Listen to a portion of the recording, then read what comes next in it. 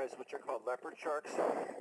However, the one thing that they have in common is that they're all totally harmless. They're all indigenous to this area, so they're the type of a shark that you would normally see in a Central California kelp forest if you're lucky enough to actually see one. But the reason why I'm afraid for them is that their numbers are very much reduced. That's right. So sharks are vulnerable to both shark finning and also as bycatch as well. So is there anything that we can do to help out, sharks and making sure they stay A-okay? Absolutely. One of the things that Lauren just mentioned is shark finning. And because California is a more progressive state, we actually enacted legislation that makes it illegal to deal in shark fins. And such a wonderful animal to be sacrificed just for its fins is a horrible tragedy, and millions of them every year are killed for that reason. And it's really such an unnecessary thing. That's right. So that legislation was really a great success story, kind of moving forward, keeping sure that sharks are safe. Speaking of success stories, I know there's actually another one involving some very delicious fish in this exhibit. Are there any seafood fans? I forgot to ask. Anybody here enjoy seafood? My hand is up. You're in a safe place. It's okay. I know Mike's a seafood fan too. Mike, can you tell us a little bit about the rockfish and their kind of success story? Absolutely. Rockfish is a very generic name, but this is the blue rockfish that I'm pointing to. There's a black rockfish. There are about 60 different species of rockfish along the California coast, and the one thing that they all had in common was that very intensive fishing practices were reducing their numbers. So rather than using conventional ways to manage a fishery, such as limiting the length of the season or the type of gear that you could use to catch fish, a very innovative approach was used about 10 years ago, which is called the MPA, or the Marine Protected Area, in which very small pieces of the ocean were deemed to be off limits to either commercial fishing or recreational fishing or all fishing. And then what that did was allow for these long-lived fish to grow to reproductive age and then to be able to sustain their populations. That's right. It's a really cool success story. And in fact, we actually have a tool if you're a seafood fan and you want to, of course, keep making sure those rockfish stay a success story. They stay abundant. Mike, of course, packs his in his picnic basket all the time. We've got a seafood watch guide. It's set up kind of like a stoplight. So there's items on the green list. Go ahead. Lots of us, lots for the animals.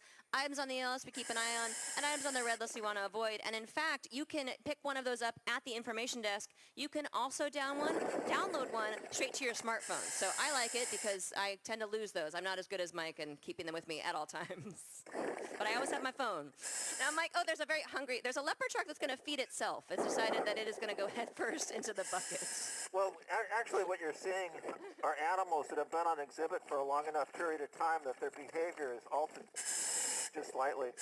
Honestly, leopard sharks, rather than being a menace to people that encounter them in the wild, they're very shy animals. But here, they know that every day at 11:30 and 4 o'clock that aquarists or volunteers like myself are going to be in here in order to feed them. So they understand how the system works. That's right.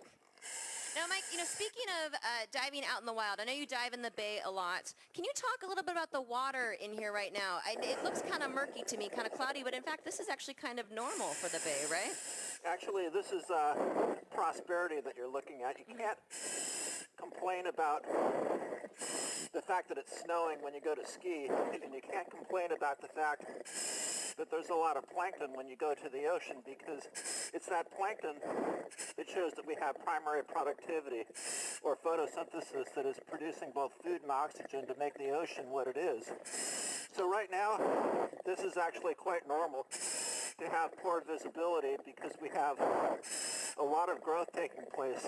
And if you have a lot of that primary productivity, it makes the area extremely healthy. So we put up with poor visibility for a little bit of time and understand just what the biological consequences are. That's right. And speaking of those consequences, Mike talked about it being a very productive area. Like I mentioned, we've been seeing dolphins off the deck this morning. We've been seeing humpback whales. Of course, the little animals bring the big animals. And Mike, weren't you telling me that they saw a sperm whale recently in the bay? Yeah, actually, if you take a look at yesterday's Monterey County Herald, there's an excellent picture of a male sperm whale that was seen right here in Monterey Bay, and that's an unusual sighting. And to have them come into the bay means that we have a toothed whale. Sperm whales have teeth, unlike humpback whales, which are much more common, that filter their food out of the water. A sperm whale is going to go after larger prey like squid and so forth. Okay, here. Oh, there we go. The very hungry I didn't want sharks. to take no for an answer. Now, Mike, I know some animals are coming right up to you because they're used to you, but there is a school of silvery fishes up at the tip top of the exhibit. There's that beautiful school of anchovies. If you all look above Mike's head at the very tip top, how are they going to eat today? Well, actually, my dive buddy, Justin Cantor, who's the diving safety officer and is actually my buddy because he's watching me on video right now, is going to drop a tray full of krill on the top of the exhibit, and you're not going to be able to see it very well because the visibility today is so limited. But what you will see as he drops it is that all of those schooling fish are going to go up towards the surface because they have tiny mouths. We provide very tiny food for them. That's right. So if you watch Mike's bubbles above there, what Justin's going to do is that broadcast feed. So similarly, maybe feed your fish at home or chickens. Make a handful of krill, and you'll see a bit of a feeding frenzy with those anchovies. Like the only time that they're very distracted is when they are very excited to eat. Absolutely. And, what we're trying to do here is to provide enough food to maintain this exhibit. Some of the food is going to be eaten directly when I give it to one of the fishes that is swimming by. Some of it's going to settle to the bottom. And then things like the sea star, which act as scavengers, are going to make sure that nothing goes to waste. So it's very intentional, the way that we feed, and we take very close records as to which animals ate how much. That's right. Speaking of those scavenger sea stars, we have them, of course, vacuuming up the exhibit. But if you did see the divers in here earlier, they were doing some maintenance as well and doing some vacuuming too. So we have a backup plan just in case. And as you might imagine, an exhibit like this takes tremendous maintenance. There are teams that come in 3 days a week on Tuesdays, Thursdays, and Saturdays and clean every square centimeter of these acrylic panels so that you can see through them. We also have to siphon all of the dead and decaying matter off of the bottom, like all of the kelp fronds that are going to settle. That's right. We've got to, of course, keep our exhibit looking beautiful, much like we want to keep our bay looking beautiful as well. Now, Mike, I know you're slowing down a little bit on food. Any final words for our audience, maybe how they can keep the kelp forest looking like this for decades to come? I think the things that we are inclined to protect are the things that we really understand, and I hope you get a better understanding of how the ocean works in your visit to the aquarium today. And remember that we have a major election coming up soon, and one of the initiatives on the ballot is Proposition 67, which is our